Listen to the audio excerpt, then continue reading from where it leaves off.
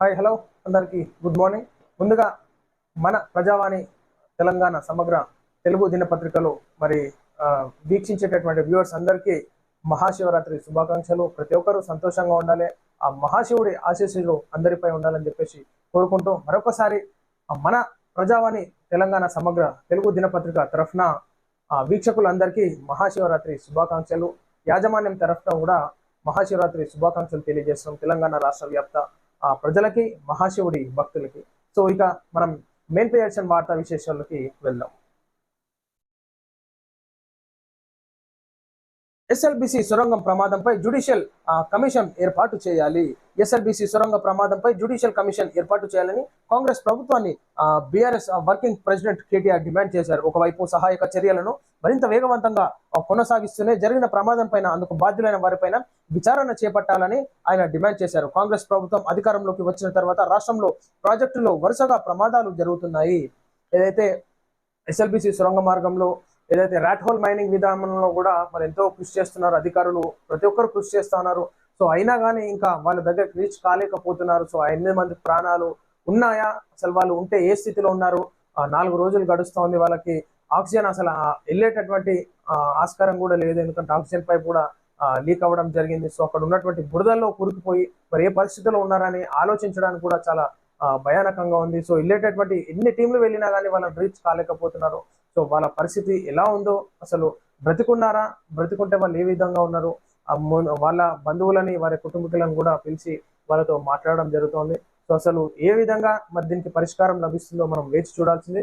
So దీనిపైన రాజకీయము అదేవిధంగా సూటిపోటి మాటలు, ఇది మనం దీనిపైన రాజకీయ దుమారం లేపుకోవడం కరెక్ట్ కాదంటగా కాంగ్రెస్ పార్టీ వర్గాలు కూడా పెద్దలు కూడా చెప్పడం జరుగుతుంది. కాబట్టి సో ముఖ్యంగా వారు సురక్షితంగా బయటికి తీసుకొస్తారా లేదనే ప్రశ్నార్థకరంగా మారింది.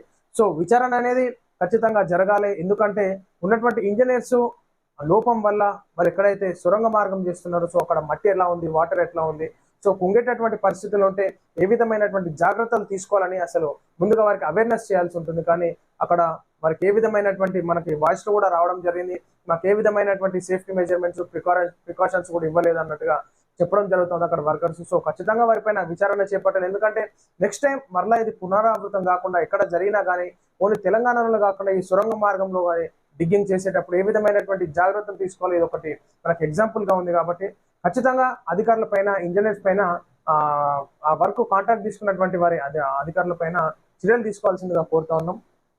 ఎవరి వైపు గ్రాడ్యుయేట్స్, మేధావుల ఓటు ఎవరికు? తెలంగాణలో అధికార కాంగ్రెస్, బీజేపీ, బీఆర్ఎస్ పార్టీల మధ్య మాటల యుద్ధంతో రాజకీయ వాతావరణం వేడెక్కుతోంది. ఈ నేపథ్యంలో వరంగల్, ఖమ్మం, నల్గొండ ఉపాధ్యాయ ఎమ్మెల్సీ, కరీంనగర్, మెదక్, నిజామాబాద్, ఆదిలాబాద్ ఎన్నికలు జరగనున్నాయి. ఈ క్రమంలో గ్రాడ్యుయేట్ ఎమ్మెల్సీ ఎన్నికలను బరిలో ఉన్న అధికార కాంగ్రెస్, బీజేపీ ప్రతిష్టాత్మకంగా తీసుకున్నాయి. గ్రాడ్యుయేట్ నియోజకవర్గంలో 341,313 మంది ఓటర్లు ఉన్న 3,41,313 మంది ఓటర్లు ఉన్నారు. వారిలో 2,18,060 మంది పురుషులు, 1,23,250 మంది మహిళలు, ఇతరులు 3 ఉన్నారు. ఈ ఎన్నికలకు బీఆర్ఎస్ పార్టీ దూరంగా ఉంది. ఈ స్థానం గెలుచుకోవాలని కాంగ్రెస్, బీజేపీ శాయశక్తుల కృషి చేస్తున్నాయి. ఎన్నికల ప్రచారంలో సీఎం రేవంత్ రెడ్డి, పిసిసి అధ్యక్షుడు మహేష్ కుమార్ గౌడ్, మంత్రులు పాల్గొన్నారు. అలాగే బీజేపీ అభ్యర్థి తరఫున కేంద్ర మంత్రులు కిషన్ రెడ్డి, బండి సంజయ్ కుమార్ విస్తృతంగా ప్రచారం చేశారు. మంగళవారం సాయంత్రంతో ప్రచారానికి తెరపడనుంది. సో ఏదైతే ఇది ప్రతిష్టాత్మకంగా తీసుకున్నారో ఎమ్మెల్సీలు మళ్ళీ బీఆర్ఎస్ బీజేపీ కుమ్మక్క అయిపోయినారని రేవంత్ రెడ్డి గారు ప్రచారంలో చెప్పడం జరిగింది. సో ప్రజలు అర్థం చేసుకోవాలి అసలు ఏ విధమైనటువంటి ఎమ్మెల్సీ ఎలక్షన్స్ ఇక్కడ మనకు జరుగుతూ ఉన్నాయి. అసలు కేసీఆర్ గారి సైలెంట్ వెనక అర్థం ఏమిటో కూడా ప్రజలకు అర్థం అవుతా ఉంది. ఈనాడు గ్రాడ్యుయేట్స్ కూడా అర్థం చేసుకోవాల్సినటువంటి పరిస్థితి ఉన్నది. సో ఉన్నటువంటి ఎలక్షన్స్ ప్రచారం ముగియడంతో మరి ఎలక్షన్స్ కూడా సాఫీగా జరగాలి. సో రిజల్ట్స్ వచ్చేటప్పుడు ఏ విధంగా వస్తాయో కూడా మనం ఆశ్చర్యపోనవసరం లేదు. సో కాంగ్రెస్ పార్టీ కూడా విస్తృతంగా ప్రచార కార్యక్రమాలు చేస్తా ఉన్నాయి. సో ఒక మంచి ఎమ్మెల్సీని మనము చట్టసభలో పెట్టుకుంటే బాగుంటుందని చెప్పేసి నా ఉద్దేశం. సో విద్యార్థులు గ్రహించుకొని మీ ఓటు హక్కును వినియోగించుకోవాలని చెప్పేసి కోరుతా ఉన్నాను. ప్రతిష్టాత్మకంగా తీసుకున్న బీజేపీ రిఫరెండంగా తీసుకున్న కాంగ్రెస్ ఎన్నికలకు దూరంగా బీఆర్ఎస్ నేటితో ముగియనున్న ప్రచారం, డబ్బులతో విద్యావంతులకు ఎరా. సో ఈ విధంగా ఉంది మన ఎమ్మెల్సీ ఎలక్షన్స్ ప్రచార కార్యక్రమాలు చూసుకుంటే. 2 రోజుల్లోనే 30,77,000 కోట్లు పెట్టుబడులు. కేంద్ర హోంమంత్రి అమిత్ షా ప్రశంసలు. భారతదేశాన్ని తయారీ కేంద్రంగా మారుస్తామని కేంద్ర హోంమంత్రి అమిత్ షా రాజధాని భోపాల్లో 2 రోజుల పాటు జరిగిన గ్లోబల్ ఇన్వెస్టర్స్ సమ్మిట్ చివరి రోజైన నేడు అమిత్ షా హజారీ కార్యక్రమంలో పాల్గొన్నారు. ఒకప్పుడు మధ్యప్రదేశ్ ను అనారోగ్య రాష్ట్రాలలో ఒకటిగా లెక్కించారన్న ఆయన ఇప్పుడు విద్యుత్, రోడ్లు, నీటి పరంగా ఎంపీ ఎంతో అభివృద్ధి చెందిందన్నారు. మధ్యప్రదేశ్ ఎంతో అభివృద్ధి చెందిందన్నారు. దీంతో పాటు రాష్ట్రంలో గనులు, ఖనిజాలు కూడా సమృద్ధిగా ఉన్నాయని పేర్కొన్నాడు. సో మన భారతదేశంలో మరి పెట్టుబడులు పెట్టడానికి కూడా ఇతర దేశాల నుంచి కూడా ఎంతో మంది ముందుకు వస్తున్నారు. ఇన్వెస్టర్స్, బిజినెస్ మ్యాన్స్ డబ్బులు పెట్టడానికి. సో ఖచ్చితంగా భారతదేశాన్ని డెవలప్మెంట్ దిశగా తీసుకెళ్తాను. సో ఇన్వెస్టర్స్ కూడా ఆకర్షించుకునే విధంగా ప్రతి ఒక్క డెవలప్మెంట్ కి కేంద్ర ప్రభుత్వం కూడా సహకరిస్తాం. సో ఉద్యోగ అవకాశాలు కూడా వచ్చేటటువంటి ఆస్కారం మనకి ఇక్కడ చూడొచ్చు. ఎస్ఎల్బిసి టన్నెల్లోకి ర్యాట్ మైనర్స్ టీం బురదతో క్లిష్టంగా రెస్క్యూ ఆపరేషన్స్. నాగర్ కర్నూలు జిల్లా దోమలపేట ఎస్ఎల్బిసి టన్నెల్లో 4 రోజులు సహాయక చర్యలు ముమ్మరం చేశారు. 10 బృందాలతో రెస్క్యూ ఆపరేషన్ చేపట్టినా ఫలితం కనిపించడం లేదు. మంగళవారం ర్యాట్ మైనర్స్ టీంను రంగంలోకి దింపారు. సో ఎన్ని టీంలు వచ్చినా కానీ వారి జాడను కనుక్కోలేనటువంటి పరిస్థితి మనం చూడొచ్చు. అక్కడ ఆ బురదలో వీళ్ళు వెళ్ళేటప్పుడే కూరుకుపోతున్నటువంటి పరిస్థితి. ర్యాట్ మైనర్స్ కూడా ఇది చాలా కష్టతరంగా ఉన్నట్టుగా మనకి వార్తా వివరాలు వాయిస్ కూడా రావడం జరిగింది. కాబట్టి మరి అక్కడ ఉన్నటువంటి 8 మంది వాళ్ళ పరిస్థితి అసలు లోపల ఎట్లా ఉందో మనం ఆలోచించుకోవాల్సినటువంటి పరిస్థితి. సో ఖచ్చితంగా వాళ్ళు బ్రతుకుంటే మాత్రం ఆ దేవుడి ఆయుష్ గట్టిగా ఉంటే మాత్రం, దేవుడు పోసినటువంటి ఆయుష్ గట్టిగా ఉంటే మాత్రం వాళ్ళు బతికేటటువంటి ఛాన్స్ ఉంది. ఎందుకంటే అక్కడ మాకు అధికారులు ఎన్ని టీమ్స్ వెళ్ళినా కానీ కనీసం ఒక చిన్న క్లూ కూడా దొరకలేనటువంటి పరిస్థితి 8 మంది. సో మనం వేచి చూడాలి. అక్కడ ఏమైనా బతికేటటువంటి ఆస్కారం ఉంటే మాత్రం త్వరగా ఈ టీమ్స్ అన్ని వారిని కాపాడేటటువంటి ప్రయత్నం చేయాలని చెప్పేసి కోరుతాను. ప్రతి ఒక్కరు కూడా ఎంతో కృషి చేస్తూ ఉన్నారు వాళ్ళందరినీ సురక్షితంగా తీసుకురావాలని. చూద్దాం అసలు ఏం జరుగుతుందో. మన ప్రజావాణి సమగ్ర తెలుగు దినపత్రిక మహాశివరాత్రి శుభాకాంక్షలు.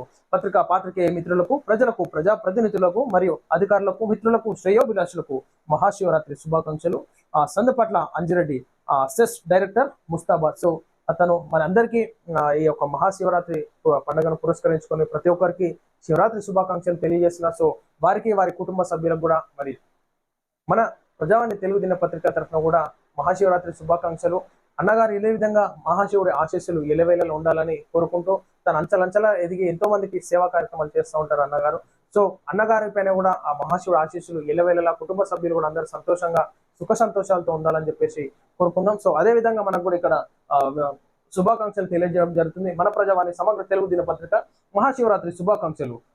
పాత్రికేయ మిత్రులకు, ప్రజలకు, ప్రజాప్రతినిధులకు మరియు అధికారులకు, మిత్రులకు, శ్రేయోభిలాషులకు మహాశివరాత్రి శుభాకాంక్షలు.